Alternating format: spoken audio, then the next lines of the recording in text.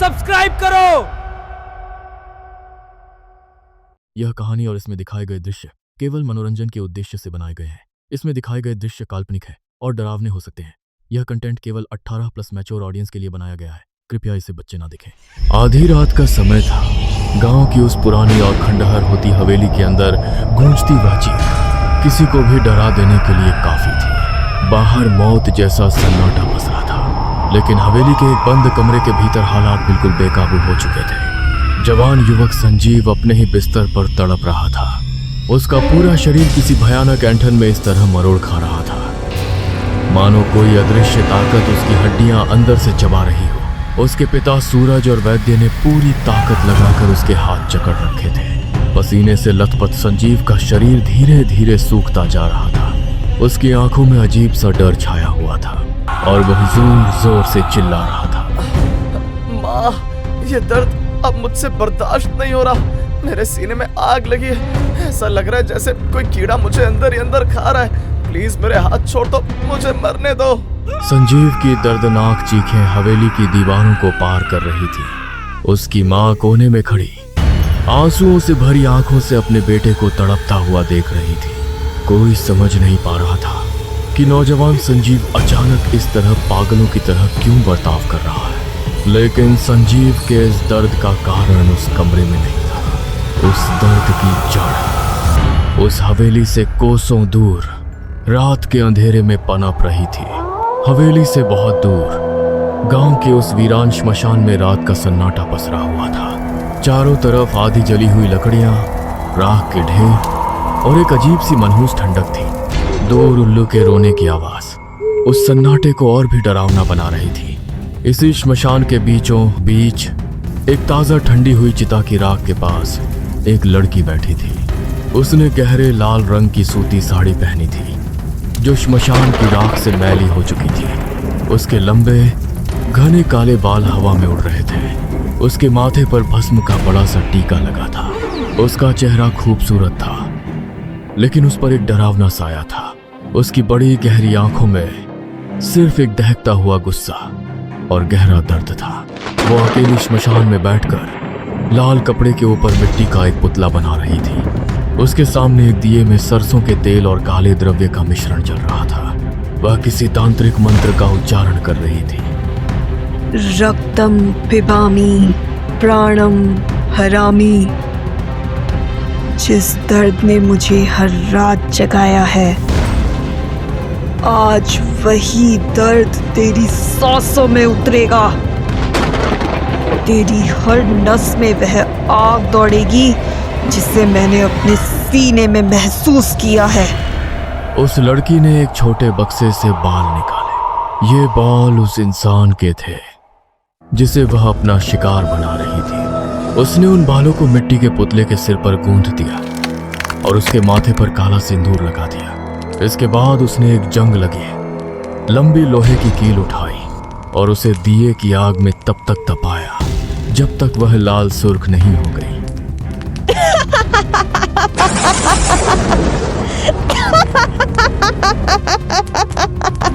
तूने सोचा था कि तू बच जाएगा। अब देख, ये आग जब तेरे सीने में उतरेगी तो तेरा गुरूर कैसे पिघलेगा। और फिर बिना एक पल गंवाए उसने वह दहकती हुई लाल कील पुतले के सीने में जोर से गाड़ दी।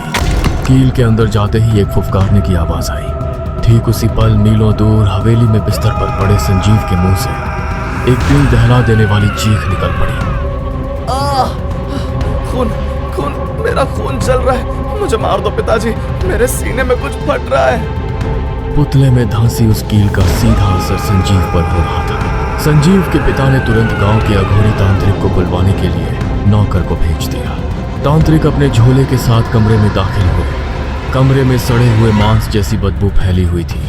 तांत्रिक संजीव के पास गया और जब उसने उसे देखा तो उसके होश उड़ गए। उसने ऐसा खौफनाक मंजर अपनी जिंदगी में आज तक नहीं देखा था। संजीव के साथ जो हो रहा था उसे देखकर तांत्रिक की रूह तक कांप गई थी। यह क्या है सूरज बाबू? इसकी नाड़ी में खून नहीं दौड़ रहा। नाड़ी की गति किसी इंसान की नहीं है। यह बहुत तेज और किसी जंगली जानवर जैसी है। इसे कोई शारीरिक रोग नहीं हुआ है, बल्कि इसमें कोई और ही रोग है। आप क्या कह रहे हैं बाबा? मेरे बेटा कल तक बिल्कुल ठीक था। कुछ ही महीनों में उसकी शादी होने वाली है। कोई उपाय कीजिए। मेरे बच्चे की जान निकल रही है, इसको बचा लीजिए। तांत्रिक कुछ बोलने ही वाले थे कि तभी संजीव की नंगी छाती की त्वचा के नीचे एक लंबा काला सा आकार बहुत तेजी से रेंगता हुआ दिखाई दिया। वह कोई नस नहीं थी, बल्कि कोई जीवित चीज थी जो उसके मांस को चीरती हुई गले की तरफ बढ़ रही थी। तांत्रिक जी देखिए, इसके सीने में, इसकी खाल के नीचे ये क्या चीज रेंग रही है। हे भगवान, ये क्या हो रहा है? सूरज बाबू, यह कोई बीमारी नहीं है जिसका इलाज किसी जड़ी बूटी से हो सके। यह मारण क्रिया है। किसी ने तुम्हारे बेटे पर बहुत ही भयानक तांत्रिक विद्या का प्रयोग किया है। वह शक्ति धीरे धीरे इसकी नसों से गुजरकर इसके रक्त और मांस को खाती जा रही है। काला जादू। लेकिन मेरे संजीव ने किसी का क्या बिगाड़ा है? कौन करेगा मेरे सीधे साधे बच्चे पर ये टोटका? तभी बिस्तर पर बेसुध पड़े संजीव के मुंह से बड़बड़ाहट होने लगी। उसकी आंखें आधी खुली थीं और मुंह से सफेद झाग निकल रहा था। निशा, मुझे छोड़ दो। निशा, मुझे माफ कर दो। मैंने तुम्हारे साथ बहुत बुरा किया। मैं कायर था। मुझे मत मारो। निशा का नाम सुनते ही कमरे में सन्नाटा छा गया। सूरज के चेहरे का रंग उड़ गया और वह लड़खड़ाकर दीवार से टकरा गए। तांत्रिक समझ गए कि इस रहस्य की चाबी सूरज के पास है। यह निशा कौन है सूरज बाबू? सच बताओ। इतनी भयानक मारण क्रिया वही कर सकता है जिसके दिल में तुम्हारे बेटे के लिए अथाह नफरत हो। यह लड़की कौन है? अगर सच नहीं बताया तो सुबह तक तुम्हारे बेटे की लाश भी नहीं बचेगी। तांत्रिक जी, निशा हमारे पड़ोस के गांव के एक गरीब किसान की बेटी थी। कमरे का माहौल एकदम भारी हो गया। सूरज की आवाज में एक गहरा पछतावा था जो सालों से उनके सीने में दफन था। वो बहुत खूबसूरत होनहार लड़की थी। संजीव और निशा एक दूसरे से प्यार करते थे। संजीव ने उसे मंदिर में शादी का वचन दिया था, लेकिन मुझे ये रिश्ता मंजूर नहीं था। वो गरीब थे, नीची जात के थे। मेरे अहंकार ने मुझे अंधा कर दिया था। फिर तुमने क्या किया सूरज बाबू? मैंने संजीव को जबरदस्ती निशा से दूर किया। जब निशा के पिता मेरी चौखट पर भीख मांगने आए तो मैंने उन्हें बहुत जलील किया। मैंने उन पर चोरी का झूठा इल्जाम लगवाकर पंचायत में जूतों से पिटवाया। वो शरीफ आदमी उस अपमान को बर्दाश्त नहीं कर पाया और अगली सुबह पेड़ से लटक कर जान दे दी। हे भगवान, आपने इतना बड़ा अनर्थ किया। एक बेकसूर लड़की की दुनिया उजाड़ दी और संजीव ने एक लाचार लड़की का साथ छोड़ दिया। उसी पाप की सजा आज मेरा बेटा भुगत रहा है। निशा पूरी तरह टूट चुकी थी। वो रोते हुए संजीव के पास आई। उसके पास कोई नहीं है, संजीव उसे अपना ले। लेकिन मेरा बेटा मेरी दौलत और डर से खामोश खड़ा रहा। उसने निशा को पहचानने से इनकार कर दिया। गांव वालों ने उसे धक्के मारकर निकाल दिया। लोग कहते थे वो पागल हो गई है और शमशान में रहने लगी है। मुझे लगा कहानी खत्म हो गई, लेकिन आपने इतना बड़ा पाप किया और मुझे भनक तक नहीं लगने दी। आप कातिल हैं सूरज जी। शांत हो जाइए, अब रोने से कोई फायदा नहीं है। इस लड़की ने शमशान की भयानक सिद्धियां प्राप्त कर ली हैं। वह खतरनाक तांत्रिक बन चुकी है। मारण क्रिया शुरू हो चुकी है। सूरज बाबू, अगर संजीव को बचाना है तो वह मुख्य स्थान ढूंढना होगा जहां पुतला गाड़ा गया है। क्या तुम्हारे घर के आसपास कोई पुराना पेड़ है? हाँ, हवेली के पीछे एक बहुत पुराना बरगद का पेड़ है। तुरंत फावड़ा मंगवाओ। उस लड़की ने शमशान की राख से गुड़िया बनाई होगी जिसे उसी बरगद के पेड़ के नीचे गाड़ा गया होगा। सूरज उगने से पहले हमें उसे निकालना होगा, वरना संजीव जलकर राख हो जाएगा। रात के आखिरी पहर में सूरज ने लालटेन की रोशनी में बरगद के पेड़ के नीचे जमीन खोदना शुरू किया। काफी गहराई पर फावड़ा किसी नरम चीज से टकराया। सूरज ने कांपते हाथों से मिट्टी हटाई तो वहां लाल खून से सने कपड़े में बांधा हुआ कुछ दबा था। जब उन्होंने वह कपड़ा खोला तो उनके होश उड़ गए।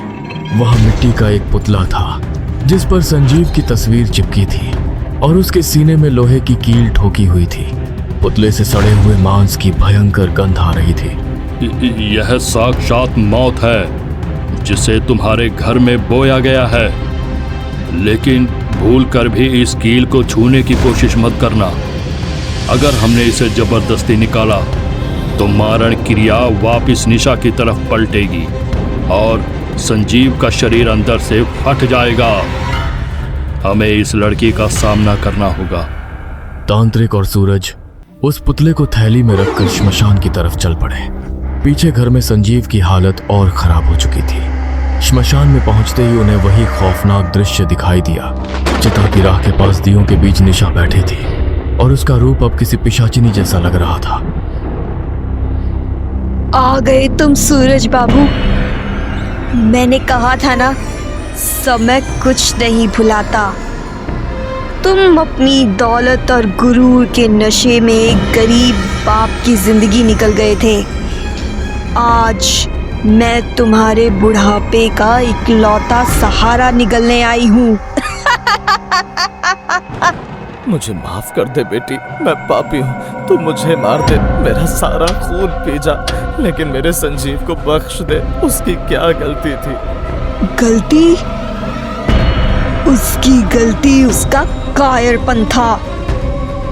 जब मैं बेइज्जत हो रही थी, जब मेरे निर्दोष पिता की लाश लटक रही थी, तब तुम्हारा बेटा तमाशा देख रहा था।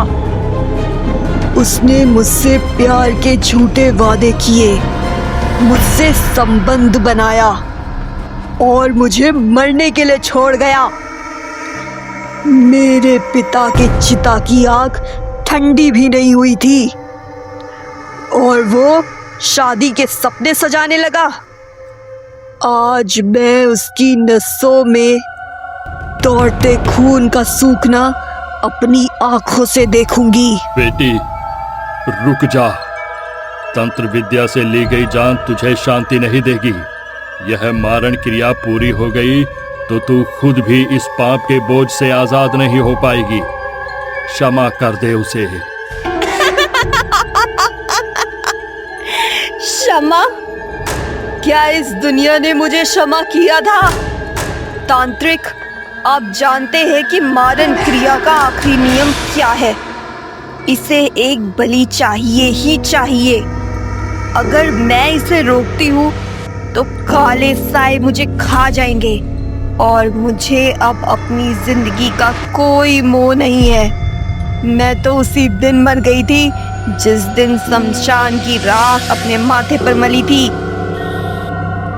तांत्रिक समझ गए कि निशा पीछे हटने वाली नहीं है। तांत्रिक ने गंगाजल निकाला और मंत्र पढ़ते हुए उस घेरे को तोड़ने के लिए आगे बढ़े, लेकिन निशा ने अपनी आंखें बंद की और एक भयानक चीख के साथ अपने हाथ में रखा एक लंबा खंजर उठा लिया। नहीं निशा, रुक जा, मत कर ऐसा।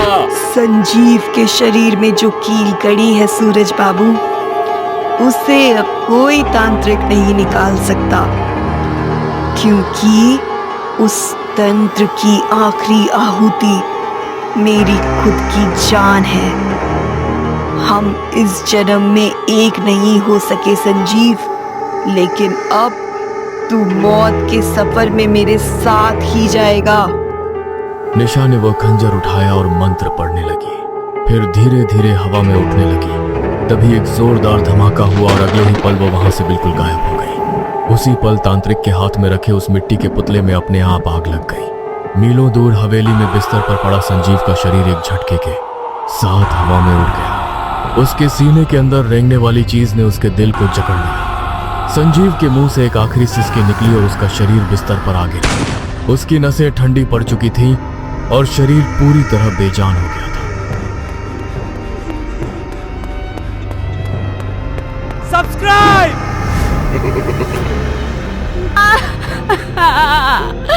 संजीव मर चुका था। निशा का इंतकाम पूरा हो गया था। श्मशान की राख में बैठकर सूरज पागलों की तरह रो रहा था और तांत्रिक खामोशी से आसमान को देख रहे थे, जहां अब भी एक भयानक लालिमा छाई हुई थी। सब कुछ खत्म हो गया था, या शायद ये एक शुरुआत थी। वक्त गुजरा और वह हवेली धीरे धीरे एक वीरान खंडहर में तब्दील हो गई। आज भी उस हवेली की ओर देखने की हिम्मत कोई नहीं करता, और उस पुराने बरगद के पेड़ के पास तो कोई भटकता भी नहीं। रात के सन्नाटे में उन खंडहरों से आज भी ढेरों आवाजें गूंजती हैं। एक संजीव की तड़पने की चीख और निशा की वह दर्द भरी और खौफनाक हंसी। लेकिन यह कहानी आज भी उस गांव की ठंडी हवाओं में एक सवाल छोड़ जाती है। असली राक्षस कौन था? कमेंट करें। वो लड़की जिसने प्यार में धोखा खाकर श्मशान की राख माथे पर मल ली, या वो इंसान जिसने दौलत के गुरूर में एक बेकसूर परिवार को राख कर दिया? क्या निशा के काले जादू ने संजीव की जान ली, या संजीव के अपने कायरपन और उसके पिता के अहंकार ने उसे मार डाला? कभी कभी असली भूत श्मशानों में नहीं, इंसानों के अंदर छिपे होते हैं, और जब वे बाहर आते हैं तो कोई तांत्रिक उन्हें नहीं रोक सकता।